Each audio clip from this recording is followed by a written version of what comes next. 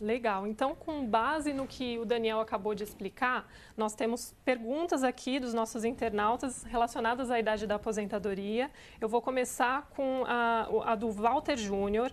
Ele pergunta, Daniel, minha mãe tem 68 anos e contribui há 14 anos e 3 meses. Na regra atual, ela se aposentaria no início de 2018. Após a reforma, quando ela irá se aposentar? Considerando a proposta, né?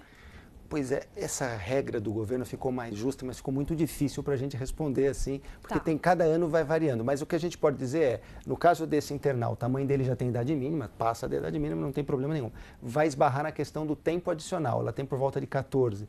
Vai precisar pegar essa diferença de 14 ou 15 para 30 e, em cima disso, jogar um pedágio de 30%. Então, o cálculo é este. Quem começou a contribuir antes vai estar mais perto, quem começou depois, como ela, vai demorar, vai pagar um pedágiozinho um pouco maior. Então, ela precisa calcular 30% sobre o tempo que falta para ela completar 30 anos, né? Isso, isso. Ela vai ter a idade mínima, mas, por exemplo, se ela tiver, na verdade, no caso dela, ela vai precisar de 25 anos, né? Porque é o mínimo que exige, ela pode optar pela regra permanente, 25 anos já vai ser o suficiente. Então, ela vai contribuir mais 10 anos. Ela já não tem problema de idade, então, problema de idade, eu digo, hoje não tem idade mínima, passa a ter se for aprovada a reforma. Ela já passa da idade mínima mesmo com a aprovação da reforma. Portanto, o caso dela é só preencher o tempo mínimo de contribuições.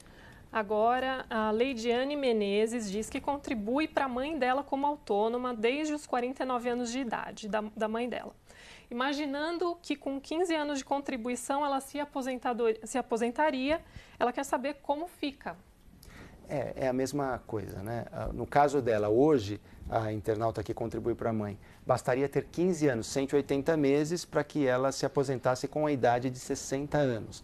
Nesse novo formato, ela vai cair na regra de transição e aí é preciso colocar nessa escala que começa em 2020, se for aprovada este ano a reforma do jeito que está aí, porque ainda vai tramitar, aí precisa ver na escala quanto é que vai bater. Mas o cálculo é este, a idade que vai existir no ano em que ela preencher os requisitos, precisa ver na tabelinha onde é que se encaixa, de cabeça é muito difícil fazer, e o pedágio de 30%. Certo.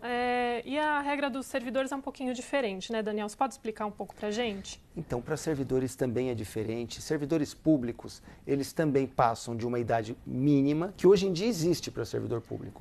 Hoje, a Constituição para um servidor ele já exige 60 anos no mínimo para homem, mais 35 de contribuições, e 55 anos de idade para mulher, mais 30 anos de contribuição. Essa idade aumenta, ela fica parecida com a do regime geral, fica a mesma do INSS, ou seja, passa de 60 para homem para 65 e de 55 para mulher para 62.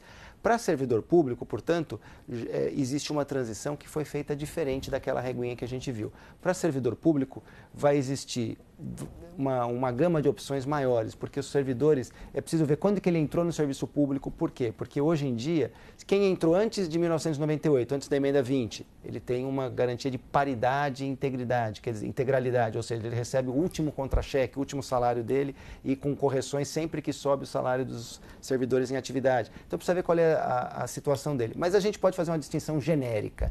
Há dois casos. Quem é servidor e consegue, pelas regras que hoje valem, cair no regime antigo de paridade, ou seja, correção dos benefícios da aposentadoria e da pensão do servidor, quando se dá aumento para os servidores em atividade, e integralidade, que é na prática o sujeito receber o último salário, o último contra-cheque, quem tem direito de pegar isso na transição vai manter esse direito, mas vai precisar chegar aos 65 anos de idade. Quem quiser abrir mão disso para ganhar uma proporção, cai na regra do pedágio, que também é parecido. É um pedágio que vai pegar o cálculo do tempo na data em que ele for aprovada a emenda, ver quanto falta para 35 anos e aí fazer a diferença e jogar 30% em cima disso. É importante dizer, Daniel, que a gente está falando dos servidores públicos federais, né? Os da União, porque os servidores dos estados e dos municípios vão ter um prazo aí de 6 meses, me corrija se eu estiver errada, para criar a sua própria previdência e se dentro desse prazo eles não conseguirem, eles vão ter que se adaptar à regra nacional. Então, a gente está falando dos federais. Pois é, para os servidores federais. Na prática, Thaís, é possível que esses 6 meses, se for mantida essa regra nas votações, isso acabe sendo aplicado para todos. Por quê?